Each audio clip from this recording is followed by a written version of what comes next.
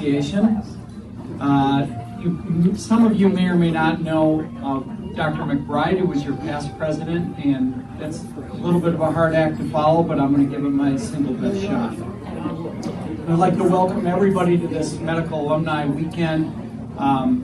We did try to move this a little later in the year from April to June in an attempt to get a better weekend, and I don't think we could have asked for a better weekend of weather, and I've gotten some feedback that everybody thinks it's a good idea. Amen.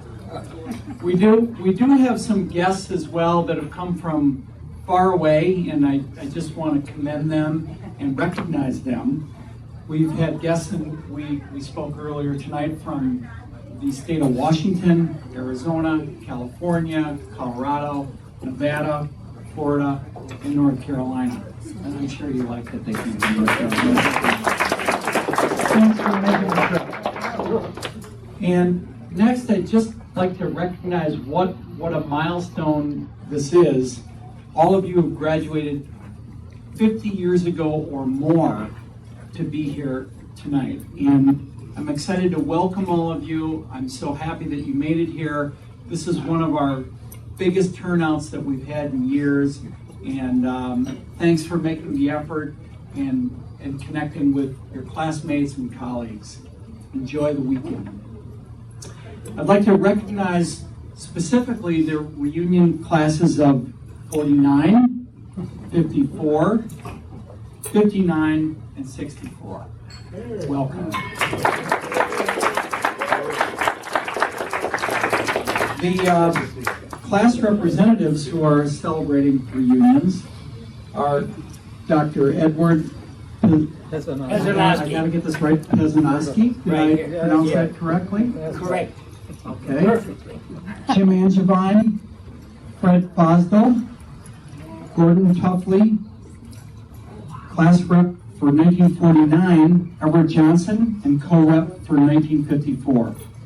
Chris Groff was not able to attend. I'd like to welcome him anyway. Special welcome, and I had a chance to meet Dr. Clayton Haberman, who's the one who came from Washington, or just north of Seattle. Charles Larkin, and they're here to celebrate 65th class reunion.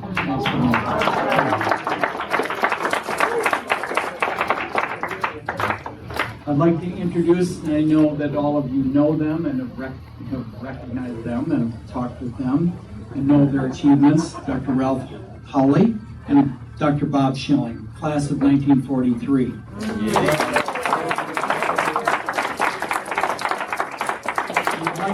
I'd like to add that we would have had another class of 43 here tonight, but my mother's not feeling well, but my dad is class of 1943, and he just couldn't make it tonight. But Bill Merkow would have been here, but he'll make it next year. Dr. Hawley and Dr. Schilling were co-founders of the Medical Alumni Association in 1956, and we are forever grateful to them for establishing this Medical Alumni Association. I'd like to also welcome the Medical Alumni Association student ambassadors who are present. If they could raise their hands. I'm hoping some of them. Yes, in the back. Great that you're here. I'd like to also introduce the president-elect. This is my first event. I'm introducing the president-elect, Dr. Susan Eisensee, class of 83. And she's over here. Thanks, Susan. And we have some past presidents with us tonight. Dr. Lou Bernhardt, I know he's here. Dr. Schilling. And Sandy Osborne. Is Sandy here? I think she's here. Just thank you very much. Dean Golden, I'm not going to go over any of your achievements. Everybody already knows you. And I'd like to turn the podium over to Dean Golden.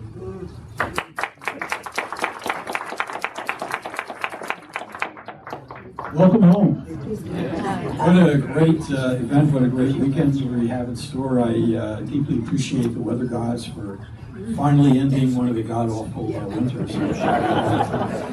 But it's wonderful to get you back here, and I know many of you live in the area, and I think have kept in touch. For others, though, it's been a while, and the campus has changed, as you can see. In addition to the physical changes, I want to give you a very brief update on some of the more substantive changes that take place. We began a very radical, revolutionary experiment some time ago to transform into the first ever School of Medicine and Public Health. And what that means is that we are creating a new generation of physicians who will understand not only how to diagnose and treat disease, but how to prevent it as well. And in all of our missions, whether it's education or research, as well as service, we are bringing together the best features of conventional public health and medicine. This is a scary thing to do because the two different guilds have not gotten along all that well, but we think that we have to put politics aside and do the right thing. The exciting news, as we're about, I'd say, just past the midway point of completing transformation, is that this year, the school received the highest award that the Association of Academic Medical Centers gives, the Spencer Foreman Award, in recognition of our transformation into the first School of Medicine and Public Health, and our commitment to community service and community engagement that comes along with it. So it was a wonderful event in Philadelphia. It was a wonderful honor for all of the students and staff and faculty who have participated in it, and something that all alumni should feel very proud of. So while all of you are alums of the medical school, you are now also alums of the first ever School of Medicine and Public Health. One of the ways in which we were recognized for this award is our creation of two very specialized tracks of training, the Wisconsin Academy for Rural Medicine and the Training in Urban Medicine and Public Health, the Warm and Triumph programs. As there was a call to address across the country the shortage of access to physicians around the country, most medical schools just increased their size. And when you really look at the problem, as I'm sure many of you can appreciate, it's not so much the number of doctors, it's where they practice geographically and the kind of practice they do. So in my field of psychiatry, the definition of insanity is doing the same thing over and over again and expecting a different result. And we decided not to be insane, but instead to strategically and tactically increase our class size by bringing in a new cohort of students from rural Wisconsin with the background and experience that are highly predictive of practicing in rural Wisconsin, and to have them achieve most of their clinical mentoring and training in the third and fourth year in rural Wisconsin. And we are writing up a paper with the results, which are spectacular. A huge number, the vast majority, are staying in Wisconsin to do primary care resident training and are clearly committed to rural service. More recently, we created a urban counterpart because there are zip codes in Milwaukee that have horrible outcomes and health disparities. And our urban program is also doing very well, very similar to the WARM program. This year, in a couple of months, we will welcome the largest ever class in the history, 176 students. All of them with credentials that I could never have, I'll tell you.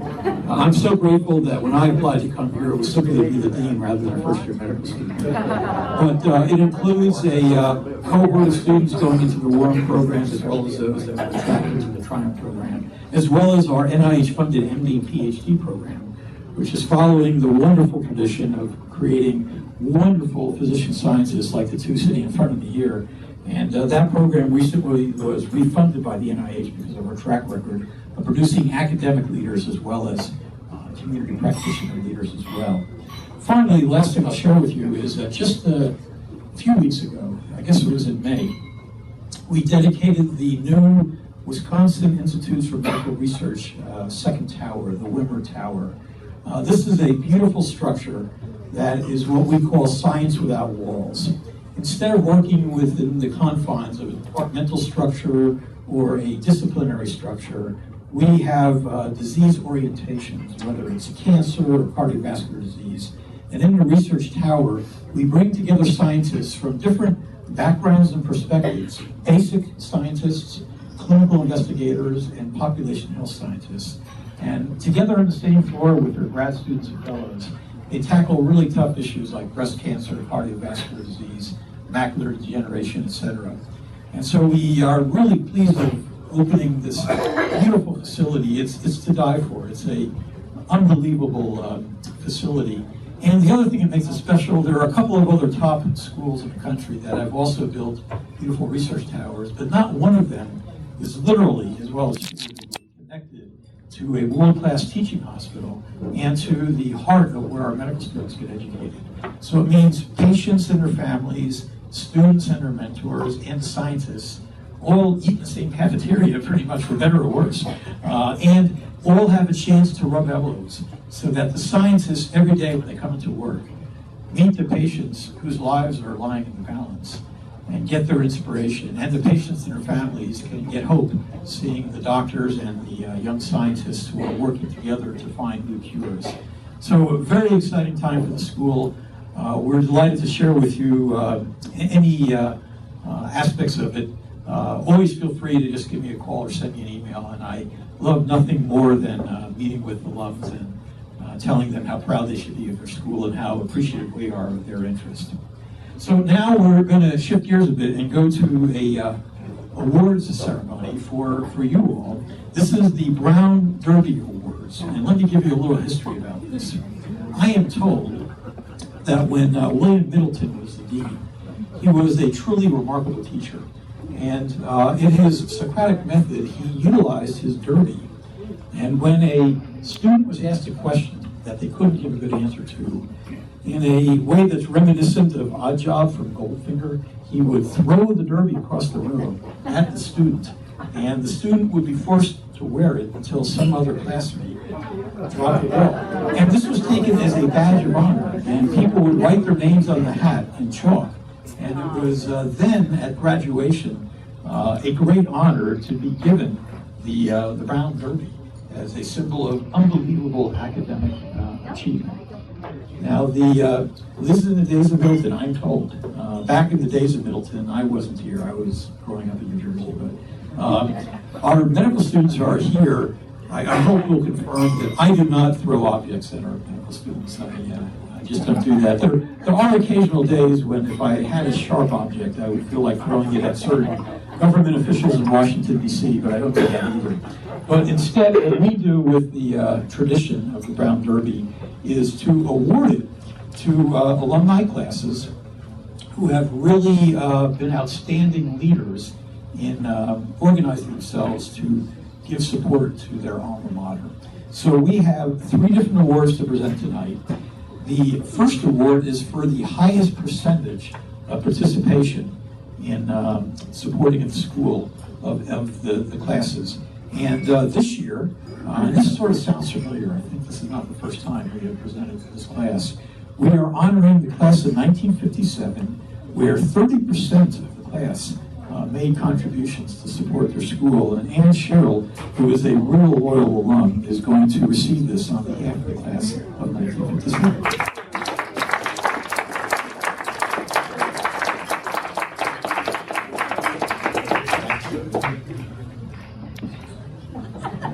Our next category is for the largest number of donors, and here there's an unfair advantage for those classes that have bigger class size, but so it goes. And this year we have a tie. The award this year goes to both the classes of 1980 and the class of 1988.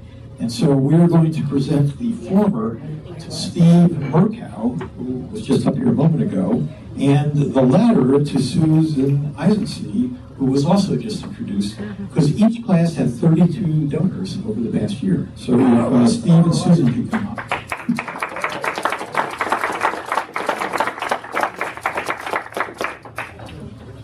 It's 83, by the way. You tried to make me younger. Thanks, Steve. You said 88. Oh, 83. 80. Well done. Well done. Thank you. Thanks for coming. Now last, and certainly not least, is the award given to the class that accumulated the largest total amount of support for the school. And this year it goes to the class of 1965 and we will present it to Dr. Tim Harrington.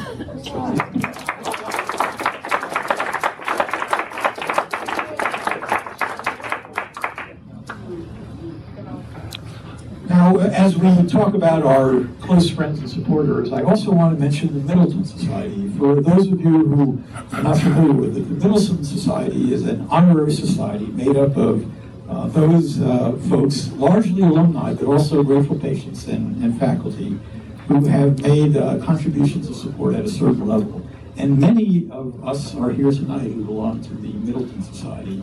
And I want to personally thank all of the Middleton Society members for their ongoing support. If others would like to join the Middleton Society, we would be delighted to welcome you. Among other things, we have a wonderful banquet each fall where one of our faculty members provides an update. But if anybody is interested in learning more about the Middleton Society, please contact either Jill. Jill is here somewhere, okay? There's Jill, or Karen, or Maureen, who are here.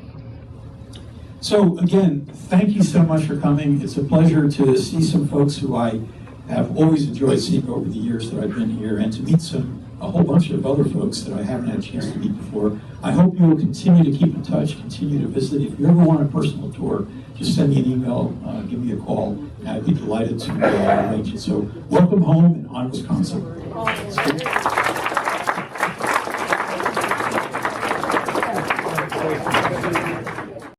Quite finished yet. I want to just echo one other point about the Middleton Society, which is one other point about that you may know or you may not know. But remember that it's a cumulative donor, and so many of you may be very close to the goal to become a Middleton Society member. Just a couple more comments.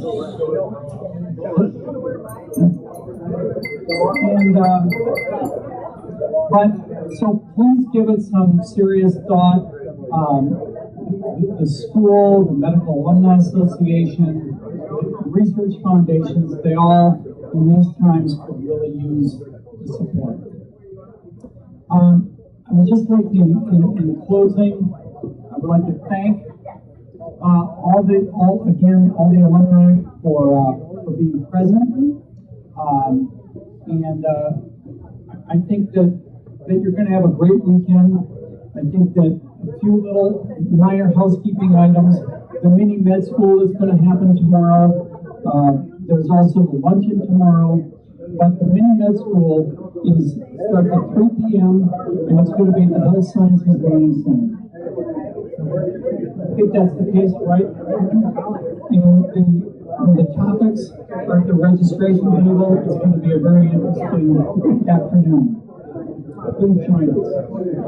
The tours, which was already mentioned, that's also going on, take place tomorrow morning, or Saturday morning, excuse me.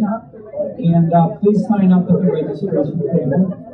And then one last thing, as far as the opportunities to donate, which is at any level. We're just trying to get more involvement with that. And there's a new program that's called the Stethoscope Program, giving the opportunity for $150 donation. We're able to welcome a new medical student into the world of medicine, and it means a lot to them. I've talked to a lot of the students, and they really sincerely appreciate that. And Maureen Brady, Miss Maureen, you could talk to Maureen about the Stethoscope Program. And then lastly, class photos. Class of 49 and 54 to start with. It's going to be out here in the beautiful sunshine, and we'd like the class of 49 and 54 to come out on the day. Right now. Right now. Enjoy the weekend, enjoy the evening. Thanks for being here.